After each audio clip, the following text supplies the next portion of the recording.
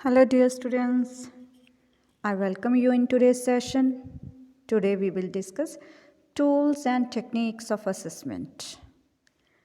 Dear students, tools and techniques of assessment ਦੇ ਵਿੱਚ ਕਿਸੇ ਚੀਜ਼ ਦੀ ਜੋ ਆਪਾਂ ਪ੍ਰਾਪਤੀ ਕੀਤੀ ਹੈ ਜਾਂ ਆਪਾਂ ਗਿਆਨ ਹਾਸਿਲ ਕੀਤਾ ਹੈ ਉਸ ਦੀ ਅਸੈਸਮੈਂਟ ਕੀਤੀ ਜਾਂਦੀ ਹੈ, ਉਸ ਦਾ ਮੁਲਾਂਕਣ ਕੀਤਾ ਜਾਂਦਾ ਹੈ। ਇਹ ਦੋ ਤਰ੍ਹਾਂ ਨਾਲ ਹੁੰਦੇ, ਕੁਆਲੀਟੇਟਿਵ ਐਂਡ ਕੁਆਂਟੀਟੇਟਿਵ। ਜਿਹੜੇ ਕੁਆਂਟੀਟੇਟਿਵ ਹੈ ਬੇਟਾ ਉਹ ਕੁਆਂਟਿਟੀ, ਜਿਵੇਂ ਕਿ ਨਾਮ ਤੋਂ ਹੀ ਪਤਾ ਲੱਗ ਰਿਹਾ ਕੁਆਂਟਿਟੀ ਨਾਲ ਸੰਬੰਧਿਤ ਹੈ, ਜਿਸ ਤਰ੍ਹਾਂ ਮਾਰਕਸ, ਐਜੂਕੇਸ਼ਨ ਦੇ ਵਿੱਚ ਮਾਰਕਸ। ਔਰ ਕੁਆਲੀਟੇਟਿਵ ਇਹ ਓਵਰਆਲ ਆਬਜ਼ਰਵੇਸ਼ਨ ਹੁੰਦੀ ਹੈ ਕਿਸੇ ਵੀ ਚੀਜ਼ ਦੀ ਕਿ ਤੁਸੀਂ ਕੀ ਪ੍ਰਾਪਤ ਕੀਤਾ, ਕਿਹੜੇ ਗੁਣ ਡਿਵੈਲਪ ਹੋਏ ਤੁਹਾਡੇ 'ਚ। ਇਹਨੂੰ ਅੰਕਾਂ ਨਾਲ ਮੈਜ਼ਰ ਨਹੀਂ ਕੀਤਾ ਜਾ ਸਕਦਾ, ਅਬਜ਼ਰਵ ਕੀਤਾ ਜਾ ਸਕਦਾ। ਤਾਂ ਪਹਿਲਾਂ ਆਪਾਂ ਜੋ ਕਰ ਰਹੇ ਹਾਂ ਕੁਆਂਟੀਟੇਟਿਵ ਟੈਕਨੀਕਸ ਕਰ ਰਹੇ ਹਾਂ। ਉਹਦੇ ਵਿੱਚ ਮੇਨ ਤੌਰ 'ਤੇ 3 ਕਿਸਮਾਂ ਆ ਜਾਂਦੀਆਂ ਨੇ।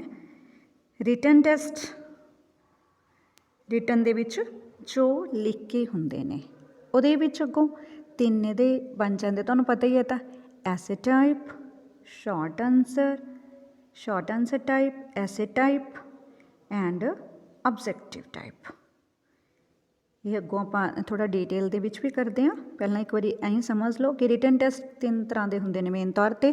ਐਸੇ ਟਾਈਪ ਜਿਸ 'ਚ ਲੌਂਗ ਕੁਐਸਚਨਸ ਆ ਜਾਂਦੇ ਨੇ, ਸ਼ਾਰਟ ਆਨਸਰ ਟਾਈਪ ਜਿਸ 'ਚ ਸ਼ਾਰਟ ਆਨਸਰਸ ਦੇਣੇ ਹੁੰਦੇ ਨੇ, ਆਬਜੈਕਟਿਵ ਟਾਈਪ ਬਿਲਕੁਲ ਹੀ 1-2 ਵਰਡ ਦੇ ਵਿੱਚ ਆਨਸਰਸ ਦੇਣੇ ਹੁੰਦੇ ਨੇ।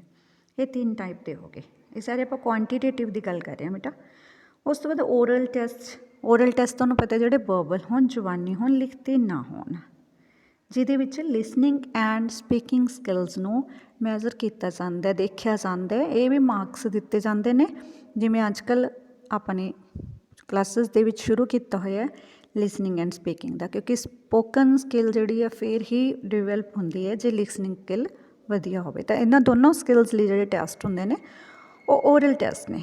ਤੀਸਰਾ ਹੈਗਾ ਪ੍ਰੈਕਟੀਕਲ ਪਰਫੋਰਮੈਂਸ ਟੈਸਟ। ਇਹਦੇ ਵਿੱਚ ਤੁਸੀਂ ਕਿਸੇ ਪ੍ਰੋਜੈਕਟ ਵਰਕ ਨੂੰ, ਕਿਸੇ ਪ੍ਰੈਕਟੀਕਲ ਨੂੰ, ਜਿਵੇਂ ਸਾਇੰਸ ਦੇ ਵਿੱਚ ਅੱਜ ਕੱਲ੍ਹ ਹਰ ਵਿਸ਼ੇ ਦੇ ਵਿੱਚ ਪ੍ਰੈਕਟੀਕਲ ਵਰਕ ਹੋ ਗਿਆ, ਕਿ ਉਸਨੂੰ ਤੁਸੀਂ ਪ੍ਰੈਕਟੀਕਲੀ ਕਿਵੇਂ ਅਪਲਾਈ ਕਰ ਸਕਦੇ ਹੋ ਲਾਈਫ ਦੇ ਵਿੱਚ। ਜਿਹੜੀ ਇੱਕ ਤਾਂ ਥਿਊਰੀ ਪੜ੍ਹਦੇ ਹਾਂ ਆਪਾਂ ਨੂੰ ਸਮਝ ਆ ਜਾਂਦੀ ਹੈ ਥਿਊਰੀ ਤੋਂ ਸਾਡਾ ਕੰਸੈਪਟ ਫੋਰਮੇਸ਼ਨ ਹੋ ਜਾਂਦਾ। ਉਸ ਤੋਂ ਬਾਅਦ ਉਸਨੂੰ ਅਪਲਾਈ ਕਿਵੇਂ ਕਰਨਾ। ਆਪਾਂ ਕਿਸੇ ਵੀ ਚੀਜ਼ ਦੀ ਥਿਊਰੀ ਪੜ੍ਹ ਲਈ ਤਾਂ ਉਹ ਸਮਝ ਆ ਗਿਆ ਕਿ ਇਸ ਤਰ੍ਹਾਂ ਹੁੰਦਾ, ਪਰ ਜਦੋਂ ਉਸਨੂੰ ਕਰਕੇ ਵੇਖਦੇ ਹਾਂ ਫਿਰ ਸਾਨੂੰ ਉਸ ਦੇ ਵਿੱਚ ਜਿਹੜੀਆਂ ਗੁੰਝਲਤਾਵਾਂ ਆਉਂਦੀਆਂ ਨੇ, ਕੋਈ ਸਮੱਸਿਆਵਾਂ ਆਉਂਦੀਆਂ ਨੇ, ਫਿਰ ਉਸਨੂੰ ਦੂਰ ਕਰਨਾ ਸਿੱਖਦੇ ਹਾਂ। ਤਾਂ ਉਹ ਹੈਗਾ ਗਿਆਨ ਨੂੰ ਪ੍ਰੈਕਟੀਕਲੀ ਅਪਲਾਈ ਕਰਨਾ। ਤਾਂ ਇਹ ਆਪਾਂ 3 ਤਰ੍ਹਾਂ ਦੇ ਕੀਤੇ, written test, oral test, practical performance test. ਸਭ ਤੋਂ ਪਹਿਲਾਂ ਬੇਟਾ ਆਪਾਂ ਕਿਸ ਨੂੰ ਡਿਸਕਸ ਕਰਾਂਗੇ, ਰਿਟਨ ਟੈਸਟ ਨੂੰ। ਤਾਂ ਚੱਲਦੇ ਹਾਂ ਆਪਾਂ ਰਿਟਨ ਟੈਸਟ 'ਤੇ। ਰਿਟਨ ਟੈਸਟ ਦੇ ਵਿੱਚ ਕੀ ਹੈ, ਸਭ ਤੋਂ ਪਹਿਲਾਂ ਆਪਾਂ ਲੈ ਲੈਂਦੇ ਹਾਂ short answer type questions. Short answer type questions ਦੇ ਵਿੱਚ ਕੀ ਹੈ ਬੱਚੇ, ਇਹਦੀ ਮੈਂ ਕੁਆਲਿਟੀਜ਼ ਦਿੱਤੀਆਂ ਨੇ, ਜਾਂ ਗੁਣ ਕਹਿ ਲਓ, ਜਾਂ ਉਹ ਕਹਿ ਲਓ ਵੀ ਕਿਸ ਤਰ੍ਹਾਂ ਇਹਦੀ ਮੇਨ ਜਿਹੜੀਆਂ ਆਪਾਂ ਐਲੀਮੈਂਟਸ ਲਾ ਲਓ। Can be ਆਨਸਰਡ in 100 to 200 words ਔਰ 5-6 ਲਾਈਨਸ, 5 to 10 ਲਾਈਨਸ। ਮਤਲਬ ਕੋਈ ਲਿਮਿਟੇਸ਼ਨ ਤਾਂ ਨਹੀਂ ਹੁੰਦੀ, ਪਰ ਲਗਭਗ ਇੰਨੇ ਕੁ ਸ਼ਬਦਾਂ ਦੇ ਵਿੱਚ ਲਿਖਿਆ ਜਾ ਸਕਦਾ ਹੈ। ਠੀਕ ਹੈ। Used in various competitive exams, school ਦੇ ਵਿੱਚ ਤਾਂ ਵੀ ਯੂਜ਼ ਕੀਤਾ ਜਾਂਦਾ, ਕਾਲਜ ਯੂਨੀਵਰਸਿਟੀ ਐਗਜ਼ਾਮਸ ਦੇ ਵਿੱਚ। ਪੁਆਇੰਟ ਬਹੁਤ ਸਾਰੇ ਬਣ ਸਕਦੇ ਨੇ, ਪਰ ਆਪਾਂ ਮੇਨ ਹੀ ਲਏ ਨੇ। ਮੋਰ ਵੈਲਿਡ ਐਂਡ ਰਿਲਾਇਬਲ ਦੈਨ ਐਸੇ ਟਾਈਪ ਟੈਸਟਸ ਦੇ ਵਿੱਚ। ਉਹਦੇ ਵਿੱਚ ਬੇਟਾ ਵੈਸੇ ਆਪਾਂ ਉਹਦੇ ਮੈਰਿਟਸ ਐਂਡ ਡਿਮੈਰਿਟਸ ਕਰਾਂਗੇ। ਉਹਦੇ ਵਿੱਚ ਸਬਜੈਕਟਿਵ ਜ਼ਿਆਦਾ ਹੋ ਜਾਂਦਾ, ਬਾਇਸਡ ਹੋ ਜਾਂਦਾ, ਔਰ ਲੌਂਗ ਹੋਣ ਕਰਕੇ ਜ਼ਿਆਦਾ ਮੈਮਰੀ ਵੇਸਟ ਵੀ ਹੋ ਜਾਂਦਾ। ਇਹ ਟਾਈਮ ਸੇਵਿੰਗ ਹੈ, ਸ਼ਾਰਟ ਕੁਐਸਚਨ ਜਲਦੀ ਨਾਲ ਲਿਖੇ ਜਾਂਦੇ ਨੇ। ਸਟ੍ਰੈਸ ਫਰੀ, ਸਟੂਡੈਂਟ 'ਤੇ ਵੀ ਇੰਨਾ ਜ਼ਿਆਦਾ ਸਟ੍ਰੈਸ ਨਹੀਂ ਹੁੰਦਾ, ਹੈ ਨਾ। ਕੰਪਲੈਕਸ ਨਹੀਂ ਹੁੰਦੇ, ਥੋੜ੍ਹੇ ਈਜ਼ੀ ਹੁੰਦੇ ਨੇ, ਸਿੰਪਲ ਹੁੰਦੇ ਨੇ। ਨੋ ਕ੍ਰੈਮਿੰਗ, ਇਹਨਾਂ ਵਿੱਚ ਕ੍ਰੈਮਿੰਗ ਨਹੀਂ ਹੁੰਦੀ। ਕ੍ਰੈਮਿੰਗ ਮਤਲਬ ਰੱਟਾ ਲਗਾਉਣਾ, ਇਹ 'ਚ ਰੱਟਾ ਲਗਾਉਣ ਦੀ ਜ਼ਰੂਰਤ ਨਹੀਂ ਪੈਂਦੀ। ਸਾਇੰਟੀਫਿਕ ਐਂਡ ਸਟੈਂਡਰਡਾਈਜ਼ਡ, ਇਹਦੇ ਜਿਹੜਾ ਕੰਸਟਰਕਸ਼ਨ ਹੈ ਅਤੇ ਇਹਦਾ ਆਨਸਰ ਦੇਣ ਦਾ ਵੇ ਹੈ ਥੋੜ੍ਹਾ ਸਾਇੰਟੀਫਿਕ ਅਤੇ ਸਟੈਂਡਰਡਾਈਜ਼ ਹੋ ਜਾਂਦਾ। ਇੱਕ ਤਾਂ ਇਹ ਹੈ ਕਿ ਜਦੋਂ ਕੁਐਸਚਨ ਪੁੱਛਿਆ ਜਾਂਦਾ ਟੂ ਦਾ ਮਾਰਕ ਪੁੱਛਿਆ ਜਾਂਦਾ, ਦੂਸਰਾ ਆਨਸਰ ਵੀ ਟੂ ਦਾ ਮਾਰਕ ਹੋਏਗਾ। ਇੱਧਰ ਉੱਧਰ ਜਾਣ ਦੀ ਗੁੰਜਾਇਸ਼ ਨਹੀਂ ਹੋਣੀ। ਅਸੀਂ ਉਨੀ ਗੱਲ ਕਰਾਂਗੇ ਜਿੰਨੀ ਪੁੱਛੀ ਗਈ ਹੈ। ਆਬਜੈਕਟਿਵ ਮਤਲਬ ਇੱਥੇ ਉਹ ਨਹੀਂ ਹੈਗਾ ਸ਼ਾਰਟ ਕੁਐਸਚਨ ਵਾਲਾ ਆਬਜੈਕਟਿਵ ਟਾਈਪ, ਛੋਟੇ ਪ੍ਰਸ਼ਨ ਨਹੀਂ। ਇੱਥੇ ਹੈਗਾ ਆਬਜੈਕਟਿਵ ਮਤਲਬ ਨੋਟ ਸਬਜੈਕਟਿਵ, ਨੋਟ ਵਾਇਸਡ ਮਤਲਬ ਪੱਖਪਾਤ ਰਹਿਤ। ਕੋਈ ਟੀਚਰ ਦਾ ਆਪਣਾ ਪੱਖਪਾਤ ਇਹਦੇ ਵਿੱਚ ਨਹੀਂ ਹੁੰਦਾ, ਕਿਉਂਕਿ ਉਹਦੇ ਆਪਣੇ ਵਿਊਜ਼ ਹੁੰਦੇ ਨੇ, ਉਹਦੇ ਅਕੋਰਡਿੰਗ ਨਹੀਂ ਹੁੰਦਾ। ਉਹ ਦੇਖ ਕੇ ਚੈੱਕ ਕਰੇਗਾ ਕਿ ਇੰਨੀਆਂ ਲਾਈਨਾਂ ਦੇ ਵਿੱਚ ਜਿਹੜੇ ਚੀਜ਼ ਆਈ ਹੈ। Helpful in development of children, ਇਹ ਬੱਚਿਆਂ ਦੀ ਡਿਵੈਲਪਮੈਂਟ ਦੇ ਵਿੱਚ ਬਹੁਤ ਸਹਾਇਕ ਹੈ। ਅੰਡਰਸਟੈਂਡਿੰਗ ਬੇਸਡ ਹੈ। ਇਹਦੇ ਵਿੱਚ ਆਉਂਦੇ ਕਿਹੜੇ ਕੁਐਸਚਨ ਨੇ? ਸ਼ਾਰਟ ਟਾਈਪ ਆਉਣਗੇ, ਡੈਫੀਨੇਸ਼ਨਸ, ਬਰੀਫ ਨੋਟਸ, ਕੰਪਲੀਟਿੰਗ ਦ ਪੈਰਾਗ੍ਰਾਫ, ਕਿਸੇ ਡਾਇਗਰਾਮ ਨੂੰ ਐਕਸਪਲੇਨ ਕਰਨਾ। ਇਸ ਤਰ੍ਹਾਂ ਦੇ ਸ਼ਾਰਟ ਆਨਸਰ ਟਾਈਪ ਕੁਐਸਚਨਸ ਹੁੰਦੇ ਨੇ, ਜਿਨ੍ਹਾਂ ਦੇ ਵਿੱਚ ਆਪਾਂ ਵੈਸੇ ਹੀ ਕਹਿ ਲਈਏ ਵੀ 4-5 ਲਾਈਨਾਂ ਦੇ ਵਿੱਚ ਇਹਦੇ ਆਨਸਰ ਦਾ ਕਾਫੀ ਹੋ ਜਾਂਦਾ ਹੈ। ਤਾਂ ਉਹ ਹੈਗੇ ਨੇ ਸ਼ਾਰਟ। ਜਿਵੇਂ ਕਿਸੇ ਚੀਜ਼ 'ਤੇ ਬਰੀਫ ਨੋਟ ਕਿਹਾ, ਮੰਨ ਲਓ ਅਸੈਸਮੈਂਟ ਟੂਲ ਹੀ ਹੈ, ਇਹਦੇ ਵਿੱਚ ਹੀ ਆ ਗਿਆ ਕਿ ਐਸੇ ਟਾਈਪ ਕੁਐਸਚਨਸ 'ਤੇ ਇੱਕ ਸ਼ਾਰਟ ਨੋਟ ਲਿਖੋ, ਤਾਂ ਸ਼ਾਰਟ ਆਨਸਰ ਟਾਈਪ ਕੁਐਸਚਨ ਹੈ। ਜਾਂ what is assessment, how it is done, ਤਾਂ ਇੱਕ short. How many techniques of assessment, ਤਾਂ ਆਪਾਂ ਕੁਆਂਟੀਟੇਟਿਵ ਅਤੇ ਕੁਆਲੀਟੇਟਿਵ ਲਿਖਾਂਗੇ, ਇਹ ਵੀ ਬਰੀਫ ਨੋਟ ਆ ਗਿਆ। ਜਦੋਂ ਇਹਨੂੰ ਡੀਟੇਲ ਦੇ ਵਿੱਚ ਪੁੱਛਿਆ ਜਾਵੇ ਤਾਂ ਕੀ ਹੋ ਗਿਆ? ਐਸੇ ਟਾਈਪ ਕੁਐਸਚਨਸ। ਤਾਂ ਸ਼ਾਰਟ ਆਨਸਰ ਟਾਈਪ ਟੈਸਟ ਦੀ ਆਪਾਂ ਕਾਫੀ ਮਤਲਬ ਗੱਲਾਂ ਕਰ ਲਈਆਂ ਕਿ ਕਿਵੇਂ ਹੈ, ਸਾਇੰਟੀਫਿਕ ਹੈ, ਰਿਲਾਇਬਲ ਹੈ, ਕੰਪੈਟੀਟਿਵਲੀ ਠੀਕ ਹੈ, ਆਬਜੈਕਟਿਵ ਹੈ, ਹੈਲਪਫੁਲ ਹੈ, ਡਿਵੈਲਪਮੈਂਟਲੀ, ਅੰਡਰਸਟੈਂਡਿੰਗ 'ਤੇ ਬੇਸਡ ਹੈ, ਨੋਟ ਮੈਮਰੀ ਬੇਸਡ। ਰੋਟ ਮੈਮਰੀ ਨਹੀਂ ਜ਼ਰੂਰਤ ਪੈਂਦੀ ਹੈ। ਸਾਨੂੰ ਇੱਕ ਵਾਰੀ ਸਮਝ ਆ ਗਿਆ ਤਾਂ ਅਸੀਂ ਆਨਸਰ ਲਿਖ ਸਕਦੇ ਹਾਂ। ਪਰ ਇਹਦੀਆਂ ਕੁਛ ਡੀਮੈਰਿਟਸ ਵੀ ਹੋਣਗੇ ਬਟ ਹਰ ਚੀਜ਼ ਦੀਆਂ ਮੈਰਿਟਸ ਡੀਮੈਰਿਟਸ ਹੁੰਦੀਆਂ ਨੇ। ਤਾਂ ਡੀਮੈਰਿਟ ਮਤਲਬ ਔਗਣ ਕੀ ਹੈ, ਇਹਦੇ ਕਮੀਆਂ ਕੀ ਹੈ।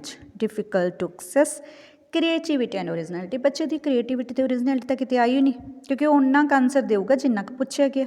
ਨੋ ਫਰੀਡਮ ਆਫ ਐਕਸਪ੍ਰੈਸ਼ਨ, ਇਹ ਵੀ ਇਹਦੇ ਨਾਲ ਹੀ ਜੁੜਦਾ ਕਿ ਆਪਣੇ ਆਪ ਨੂੰ ਫਰੀਲੀ ਐਕਸਪ੍ਰੈਸ ਨਹੀਂ ਕਰ ਸਕਦਾ, ਉਹਨੂੰ ਬਾਊਂਡਰੀਜ਼ ਦੇ ਵਿੱਚ ਰਹਿਣਾ ਪਊਗਾ ਕਿ ਮੈਂ 4-5 ਲਾਈਨਾਂ 'ਚ ਆਨਸਰ ਦੇਣਾ ਅਤੇ ਕੁਐਸਚਨ ਦੇ ਨਾਲ ਹੀ ਜੁੜਿਆ ਰਹਾਂ।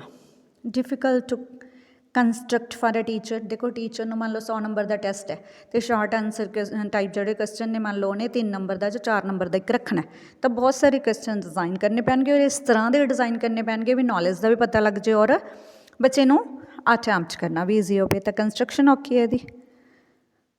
ਮੋਰ ਸਕੋਪ ਫਾਰ ਕਾਪਿੰਗ, ਛੋਟੇ ਕੁਐਸਚਨਸ ਕਾਪੀ ਦੀ ਜ਼ਿਆਦਾ ਸੰਭਾਵਨਾ ਰਹਿੰਦੀ ਹੈ। Ignorance of high level mental abilities, high level mental abilities ਦਾ ਨਹੀਂ ਪਤਾ ਲੱਗਦਾ ਇਹ 'ਚ।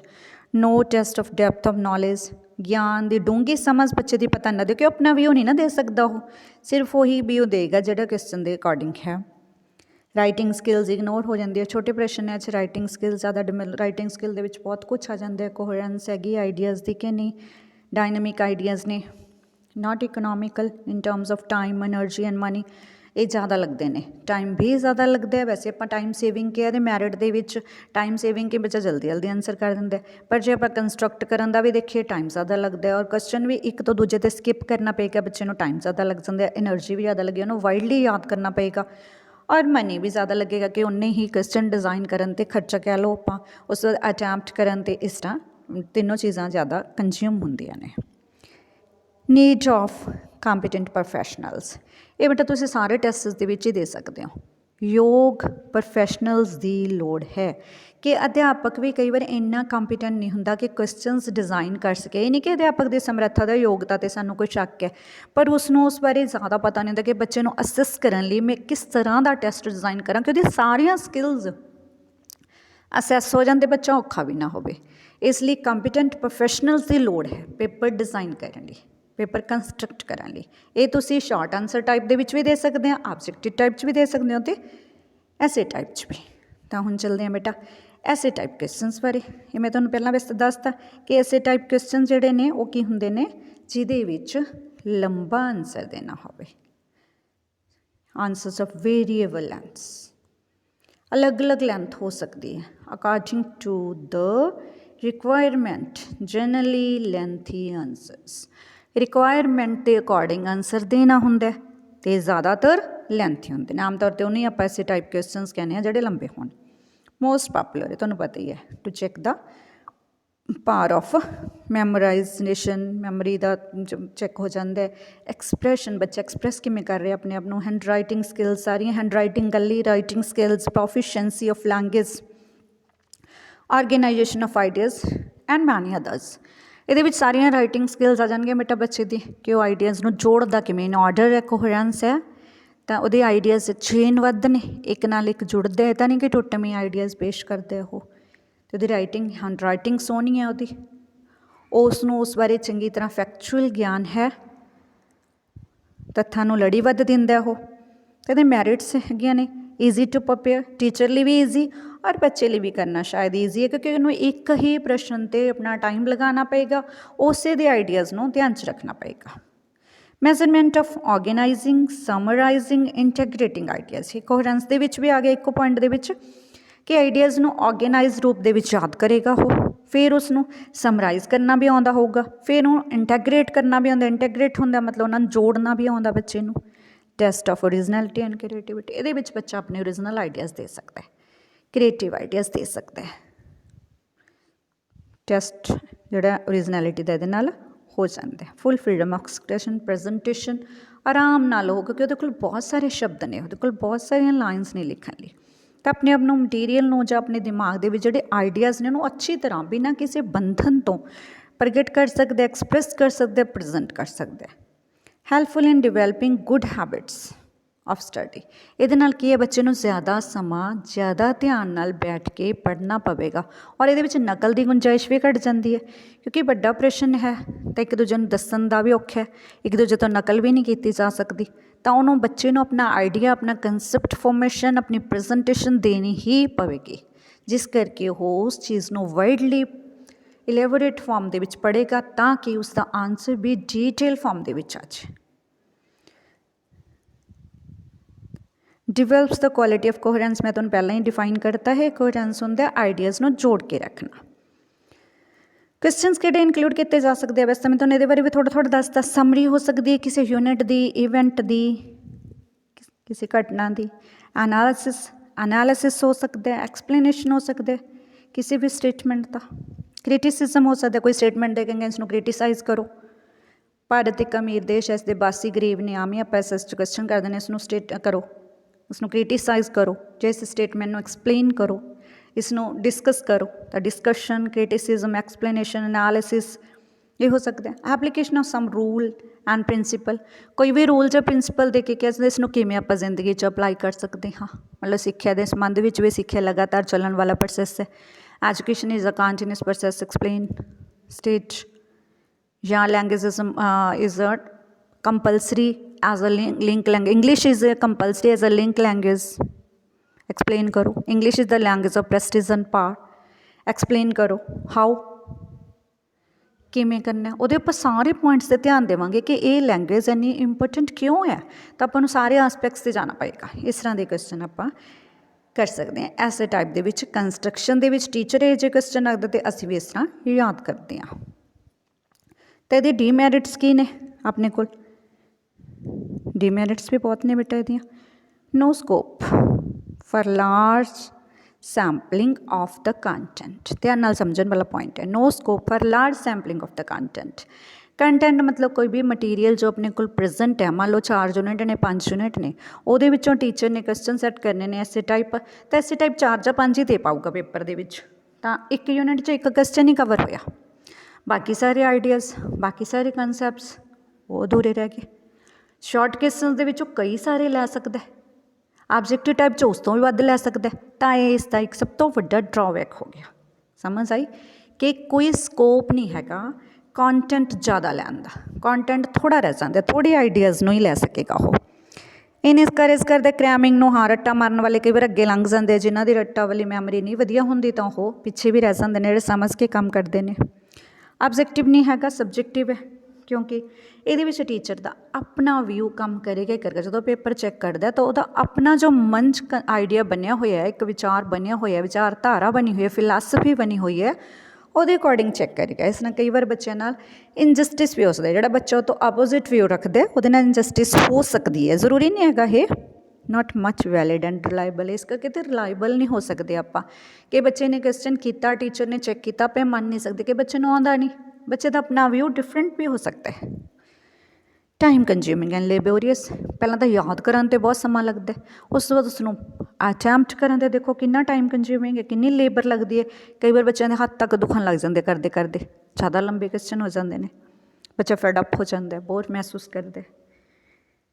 नीड ऑफ ਕੰਪੀਟੈਂਟ ਪ੍ਰੋਫੈਸ਼ਨਲ ਇਹ ਤੁਹਾਨੂੰ ਮੈਂ ਦੱਸਿਆ ਸੀ ਪੁਆਇੰਟ ਸਾਰੇ ਕਿਤੇ ਆ ਜਾਊਗਾ ਕੋਈ ਵੀ ਅਸੈਸਮੈਂਟ ਟੂਲ ਡਿਵੈਲਪ ਕਰਨਾ ਹੈ ਤਾਂ ਉਹਦੇ ਲਈ ਕੰਪੀਟੈਂਟ ਪ੍ਰੋਫੈਸ਼ਨਲ ਹੋਣਾ ਬਹੁਤ ਜ਼ਰੂਰੀ ਹੈ नॉट नैसेसरीली अंडरस्टैंडिंग बेस्ड जरूरी नहीं कि अंडरस्टैंडिंग तुहानूं पहले दसता बच्चे ने क्रैम किया क्वेश्चन उमें कापी लिखता माइंड च जो ਉਹਦੇ क्रैम हो गया रट्टा लग गया ਉਹੀ लिखता ਉਹਨੇ ਉਹਨੂੰ पर कंसैप्ट तो समझ आई बहुत सारे तुहानूं पता है बच्चे ਹੁੰਦੇ ਨੇ कई याद जरूर कर लेंदे पर ਉਹਦੇ बारे पता ही नहीं ਹੁੰਦਾ कि है कि ਇਹਨੂੰ अप्लाई करना पे जे लाइफ ਦੇ ਵਿੱਚ अप्लाई नहीं कर सकते तो इस करके ਜ਼ਰੂਰੀ नहीं कि ऐसे टाइप क्वेश्चन ਜਿਹੜੇ ਨੇ ਉਹ अंडरस्टैंडिंग ਨੂੰ ਵੀ चेक कर लैन ਤਾਂ ਇਹਦੀਆਂ डिमैरिट्स हो गए तो हर टेस्ट ने अपने मैरिट्स डिमैरिट्स ने ऑब्जेक्टिव टाइप क्वेश्चन के इदां दे क्वेश्चन होंदे ने जिन्हां नूं 1 और 2 वर्ड दे विच दसना हुंदा आंसर कई बार एक लाइन तक हो सकता इह च दो तरह के जिहड़े कंस्ट्रक्ट किए जाते हैं क्वेश्चन जिहदे रिकोगनीशन टाइप ते रिकॉल टाइप रिकोगनीशन टाइप दे विच MCQ आ जाते बेटा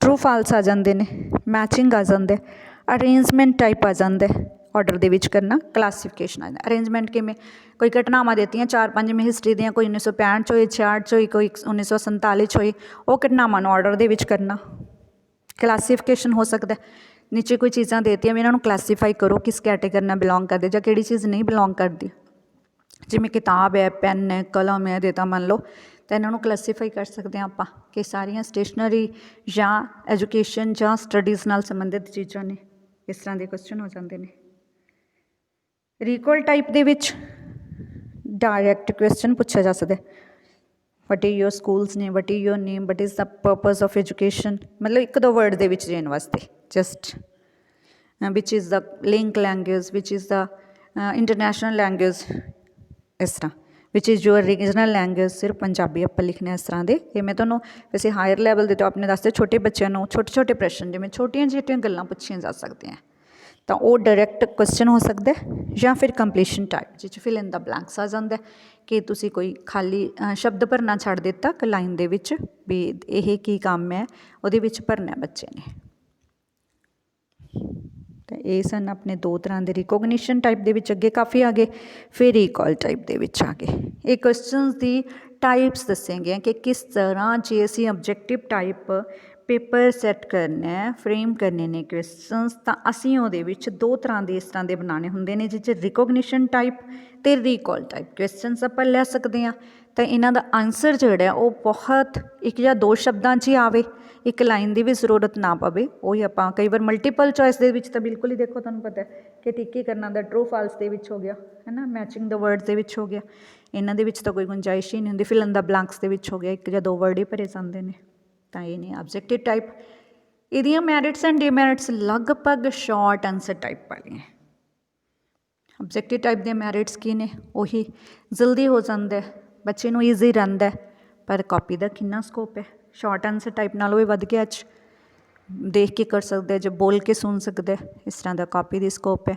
तो कई बार बच्चा इन्होंने क्वेश्चनस से भी ये होंगे कि बस इन्हों का आंसर यही आऊगा तुक्का मारन की गैसिंग प्रवृत्ति भी जी है वो विकसित हो जाती है कि 3-4 MCQ है 3-4 आंसर्स ने आम तौर पर बच्चे इवें करते कि इन्हों चो आ ठीक नहीं लगता ठीक नहीं लगता बस ये ठीक होगा बच्चे नूं एक्चुअल च पता ही नहीं होंदा उहदा करके पूरा गैस नहीं कर सकता मैरिट दे विच होई कि टाइम घट लगता है बच्चे नूं तां बच्चा जल्दी कर लैंदा थकदा भी नहीं बच्चा छोटे प्रश्नों के उत्तर देने टिक मार करना वो जल्दी कर लैंदा टाइम भी घट लगता है उसनूं और कंपैटिटिव एग्जाम्स लिए भी तैयार हो जाता है क्योंकि सारे कंपैटिटिव एग्जाम्स तुहानूं पता है बेटा ऑब्जेक्टिव टाइप ही आ रहे हैं दूसरी गल ये वर्ल्डली नॉलेज की भी लोड़ है जो आप देखिए एक पासे गैसिंग प्रवृत्ति है एक पासे ये भी है कि उसको वर्ड पढ़ना पेगा पूरा जो मतलब पैराग्राफ एक पूरा पैराग्राफ पढ़ना पेगा कि पता नहीं किहड़ा क्वेश्चन कित्थों पूछ लिया जाए और 1 वर्ड के आंसर देना इधर उधर भटक भी नहीं सकते डिमैरिट्स के उही कि इन्ने कॉम्पीटेंट प्रोफैशनल्स नहीं जो डिज़ाइन पेपर में इस तरह कर सकन कि सारिया यूनिट्स भी कवर हो जाए सारा कंटेंट भी कवर हो जाए और क्वेश्चन भी ऑब्जेक्टिव टाइप बन जाए बैटर क्वेश्चनस बन जाए तो इस तरह दी गल्लां हैगियां ने अज आप सिर्फ रिटन टैस्ट की गल की है टूल्स ऑफ असैसमेंट 2 तरह के टैक्नीक्स ऑफ असैसमेंट 2 तरह के क्वांटिटेटिव एंड क्वालिटेटिव तो क्वांटिटेटिव गिनती वाले वो आप गल की है वो अगे किहड़े है रिटन फिर ओरल फिर प्रैक्टिकल प्रोजेक्ट वर्क तो आप सिर्फ और सिर्फ इस दे विच ਰਿਟਨ ਟੈਸਟਸ ਦੀ ਗੱਲ ਕੀਤੀ ਹੈ ਜਿਹਦੇ ਵਿੱਚ 3 ਤਰ੍ਹਾਂ ਦੇ ਨੇ, ਐਸੇ type test, short answer type, objective type. ਜੇ ਲੌਂਗ ਕੁਐਸਚਨ ਦੇ ਰੂਪ ਚ ਆਉਂਦੇ ਬੇਟੇ ਤਾਂ ਤਿੰਨਾਂ ਦੀਆਂ ਮੈਰਿਟਸ ਡੀਮੈਰਿਟਸ ਇਸ ਤਰ੍ਹਾਂ ਹੋਊਗਾ। ਵੈਸੇ ਇੱਕ ਇੱਕ ਕਰਕੇ ਪੁੱਛਦੇ ਨੇ ਵੀ ਐਸੇ ਟਾਈਪ ਕੁਐਸਚਨਸ ਬਾਰੇ ਦੱਸੋ। ਜ਼ਿਆਦਾਤਰ ਸ਼ਾਰਟ ਨੋਟ ਆਉਣ ਦੀ ਸੰਭਾਵਨਾ ਹੁੰਦੀ ਹੈ, ਤਾਂ ਸ਼ਾਰਟ ਨੋਟ ਦੇ ਵਿੱਚ ਤੁਸੀਂ ਉਹਨਾਂ ਸਾਰਾ ਕੁਝ ਦੇ ਕੇ ਕਿ ਪਹਿਲਾਂ ਕੁਐਸਚਨਸ ਕਿੱਦਾਂ ਦੇ ਆਉਣਗੇ, ਫਿਰ ਗੁਣ ਔਗਣ ਤੋਵੇਂ ਲਿਮਿਟਡ ਵਰਡਸ ਦੇ ਵਿੱਚ, ਜਿਵੇਂ ਤੁਹਾਨੂੰ ਇਹਦੇ ਵਿੱਚ ਵੀ ਦੱਸਿਆ ਗਿਆ ਕਿ ਉਹ 5 ਤੋਂ 10 ਲਾਈਨ ਆ, ਜ਼ਿਆਦਾ ਨਹੀਂ ਲੰਬਾ ਕਰਨਾ ਉਸਨੂੰ, ਜੇ ਸ਼ਾਰਟ ਆਨਸਰ ਟਾਈਪ ਹੈ। ਆਬਜੈਕਟਿਵ ਹੈ ਤਾਂ 1-2 ਵਰਡਸ, ਮੈਕਸਿਮਮ 1 ਲਾਈਨ। ਔਰ ਜੇ ਐਸੇ ਟਾਈਪ ਹੈ ਉਹਦੀ ਕੋਈ ਲੈਂਥ ਵੈਸੇ ਨਿਸ਼ਚਿਤ ਨਹੀਂ ਹੈਗੀ, ਕਈ ਵਾਰ 1000 ਵਰਡ ਤੱਕ, 500 ਵਰਡਸ ਤੱਕ, ਮਤਲਬ ਡਿਫਰੈਂਟ ਲੈਂਥ 'ਤੇ ਹੋ ਸਕਦੇ ਨੇ, ਵੇਰੀਏਬਲ ਲੈਂਥ 'ਤੇ, ਪਰ ਫਿਰ ਵੀ ਉਹ ਲੰਬਾ ਹੀ ਹੁੰਦਾ ਹੈ ਕਿ ਲਗਾਓ ਕਿ 400-500 ਸ਼ਬਦਾਂ ਤੋਂ ਸ਼ੁਰੂ ਹੋ ਕੇ 1000 ਤੱਕ ਚਲਾ ਜਾਂਦਾ ਆਮ ਤੌਰ 'ਤੇ। ਤਾਂ ਡੀਅਰ ਸਟੂਡੈਂਟਸ, ਮੇਰੇ ਖਿਆਲ ਤੁਹਾਨੂੰ ਇਹ ਜਿਹੜੀ ਮੁਸ਼ਕਿਲ ਆ ਰਹੀ ਸੀ ਟੂਲਸ ਆਫ ਅਸੈਸਮੈਂਟ ਦੇ ਵਿੱਚ ਕੁਝ ਹੱਦ ਤੱਕ ਸੋਲਵ ਹੋ ਜਾਊਗੀ। ਅਗਲੇ ਕੋਸ਼ਿਸ਼ ਕਰਾਂਗੇ ਲੈਕਚਰ ਦੇ ਵਿੱਚ ਤੁਹਾਨੂੰ ਜਿਹੜੇ ਅਸੈਸਮੈਂਟ ਦੇ ਹੋਰ ਟੂਲਸ ਜਾਂ ਟੈਕਨੀਕਸ ਨੇ ਉਹਦੇ ਬਾਰੇ ਦੱਸਿਆ ਜਾਵੇ। ਥੈਂਕ ਯੂ ਬੇਟਾ।